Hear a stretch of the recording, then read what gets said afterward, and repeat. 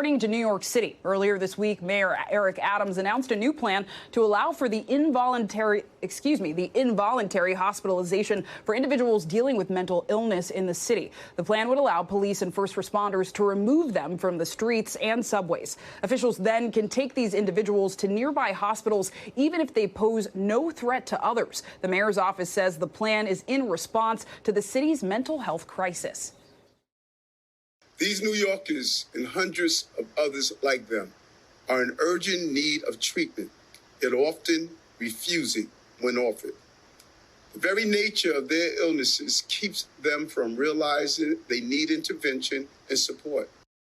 But some advocates for the houseless are condemning the announcement, calling it a, quote, reliance on ineffective surveillance, policing, and involuntary transport and treatment of people with mental illness. Joining us to talk about what this means is psychotherapist and award-winning reporter, Dr. Robi Ludwig. Thank you so much for being here. This is so important. Thank you for having me. I agree with you. Yeah, and so I wanted to ask you, first and foremost, how are mental health professionals responding to this?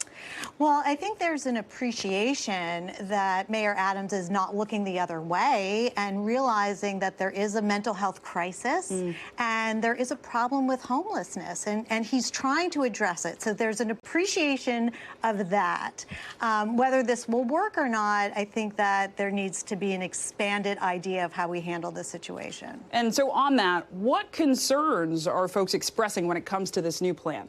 Well, first of all, people who are mentally ill have rights, so you can't take away their civil liberties. If they're not a danger to themselves or others, and you hospitalize them, they could walk out right away, or let's say they are treated, they have to, they can only really stay there for 72 hours, and then where do they go? So this is really a housing issue and treatment accessibility. You know, if you're going to bring them into the hospital, it's just going to be a revolving door, which we've seen before. And I think the part that raises eyebrows is the involuntary hospitalization. Yes. How effective is that practically? Well, it's effective for 72 hours, but after that, not so much, because people go out, and if they have no home, they're going back onto the streets.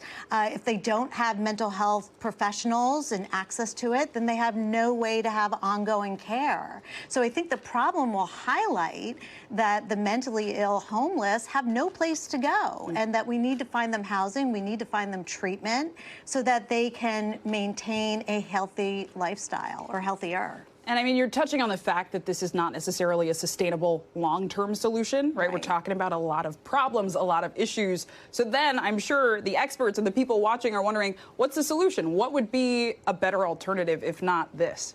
Well, this is a start.